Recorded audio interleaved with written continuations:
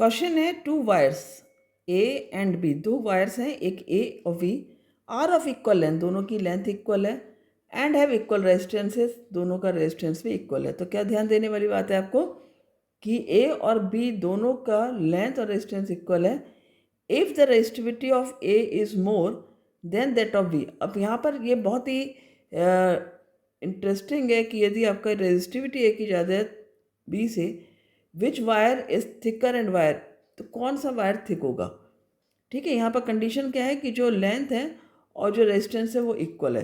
तो हम ऐसे लिख सकते हैं कि जो एल ए है, length of wire A that is equal to length of wire B, and in the same way resistance of wire A is also equal to resistance of wire B.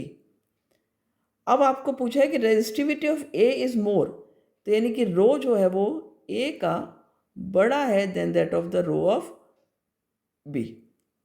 Formula क्या होता है, देखो हमें निकालना है कौन सा वायर थिकर होगा, ए किसका बड़ा होगा।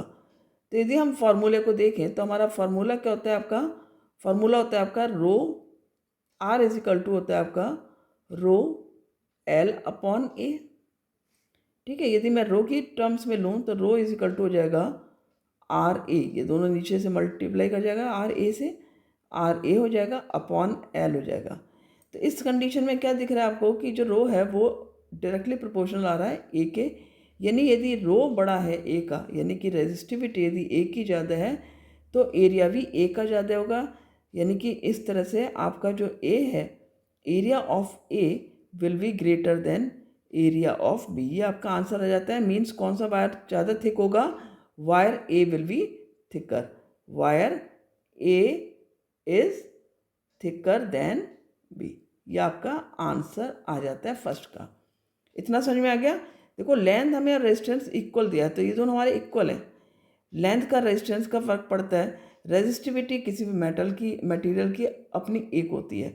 ठीक है, अब यहाँ पर यदि आपका दिया हुआ है कि जो ए की रेजिस्टिविटी है वो ज़्यादा है बी से, तो हमने देखा कि जो रो है वो ए के इस तरह से डायरेक्टली प्रोपोर्शनल आ रहा है, तो उस हिसाब से एरिया ऑफ क्रॉस सेक्शन भी ज़्यादा होगा वायर ए का।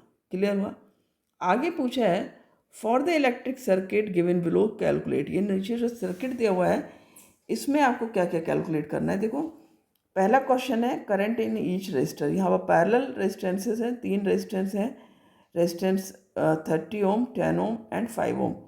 करंट हर रेजिस्टेंस में अलग होगी, क्योंकि हमें पता है कि जो पैरेलल रेजिस्टर्स होते हैं उनमें करंट अलग होती है, पैरेलल सर्किट में वोल्टेज सेम होता है, ये ध्यान रखना है। सेकंड पूछा आपसे total current drawn from the battery. फिर यहाँ पे टोटल आई पूछा है, जब हम तीनों आई निकाल लेंगे तो टोटल आई हमारा आ जाएगा। और इक्विवेलेंट रेजिस्टेंसेस ऑफ सर्किट भी पूछा है, जो कि हमारा जो सर्किट का रेजिस्टेंस है इक्विवेलेंट वो इन तीनों को ऐड करके आ जाएगा। तो बहुत ही आसान सा क्वेश्चन है यहाँ पर ये। तो करते हैं first part of the question, current in each resistor. इसके लिए सबसे पहले हम क्या करेंगे, हम सब रजिस्टर्स की वैल्यू लिखेंगे रेजिस्टेंसेस की। तो हमारा R1 यहाँ पर हम लिखते हैं 30 ओम, R1 इज 30 ओम। R2 हमारा हो गया यहाँ पर 10 ओम, एंड R3 है हमारा 5 ओम। टोटल वोल्टेज है हमारा, this is 5 ohm, total voltage है हमारा 6 वोल्ट। तो करंट इन वन रजिस्टर, यानी हम I1 निकालेंगे पहले। ठीक है, I1 will be V upon R1। अब V की वैल्यू कितनी है यहाँ पर, V है 6, R1 है 30। ठीक है, तो I1 की वैल्यू जो आपकी आएगी वो आ जाएगी आपकी 6 1 जा 6 एंड 6 5 जा 30। ठीक है, यानी कि 1/5 आ गया यहाँ पर। 1/5 मीन्स 0.2 एम्पियर। ठीक है, 5 2 जा 10 हो जाएगा आपका, डेसिमल लग जाएगा। ये आपकी फर्स्ट वैल्यू आ जाती है I1 की। ठीक है, इसके बाद चलते हैं करते हैं सेकंड वैल्यू I2 करते हैं solve. I2 will be again equal to V2 upon R। V यहाँ पर सेम रहेगा, V तो सेम है, V अपॉन R2 लिखेंगे हम यहाँ पर, ठीक है। इसमें हम R1 कर सकते हैं।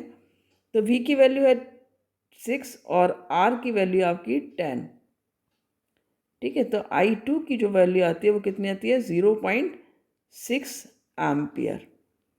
क्लियर हो गया? बहुत सिंपल क्वेश्चन है, सिंपल कैलकुलेशन है, फॉर्मूला पुट करके तो ये 0.6 एम्पियर आ जाती है आपकी वैल्यू I2 की, ठीक है। थर्ड निकाल लेते हैं I3।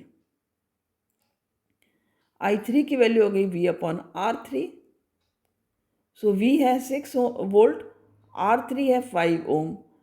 तो कितना हो गया आपका यहाँ पर, I3 की वैल्यू हो जाती है आपकी 5 वन जा 5 एंड 1.2 एम्पियर।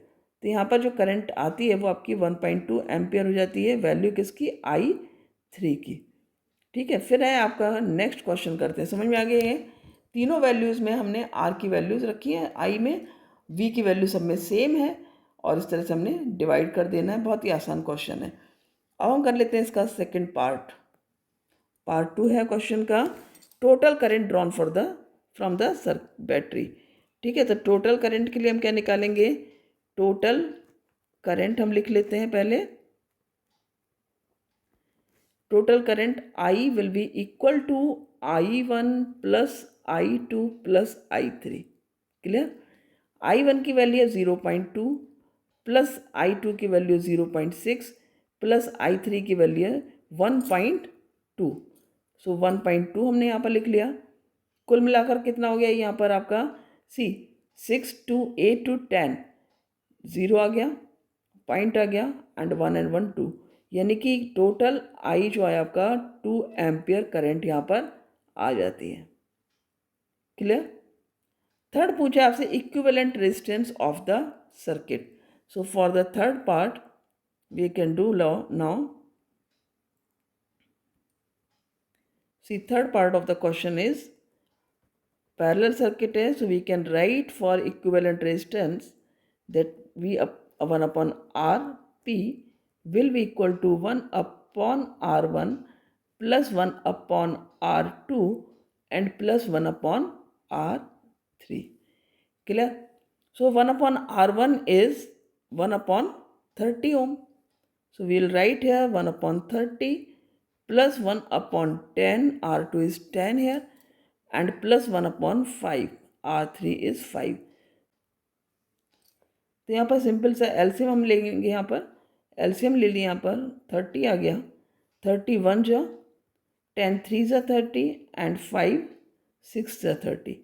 सो क्या हो गया यहाँ पर 6 3 9 1 10, तो 10 अपॉन 30 1 अपॉन 3, यानी कि जो आपका Rp आ गया, R 1 अपॉन Rp की वैल्यू आ रही है आपकी 1 upon 3, means Rp will be hence Rp यानी कि total equivalent resistance will be 3 ohm. तो ये आपका आंसर थर्ड वन आ जाता है। तो इस तरह से आपका क्वेश्चन बहुत ही पेशेंसफुली आप न्यूमेरिकल करोगे तो न्यूमेरिकल में कहीं प्रॉब्लम नहीं आएगी।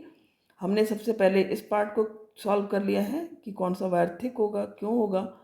फिर हमने कर लिया करंट ईच रेजिस्टर में ड्रॉन। फिर हमने टोटल करंट निकाल लेनी है और इक्विवेलेंट रेजिस्टेंस। 2014 का क्वेश्चन है, बहुत अच्छे से कर लेना है आपको सॉल्व। ये सारे क्वेश्चंस बहुत इंपॉर्टेंट हैं। क्लियर? तो आई होप अच्छे से समझ लिया होगा। Thank you. चैनल पर नए हो तो सब्सक्राइब कर लेना, नोटिफिकेशन बेल को जरूर दबा देना, क्योंकि कभी भी आपको वीडियोस मिल जाएंगे इजीली।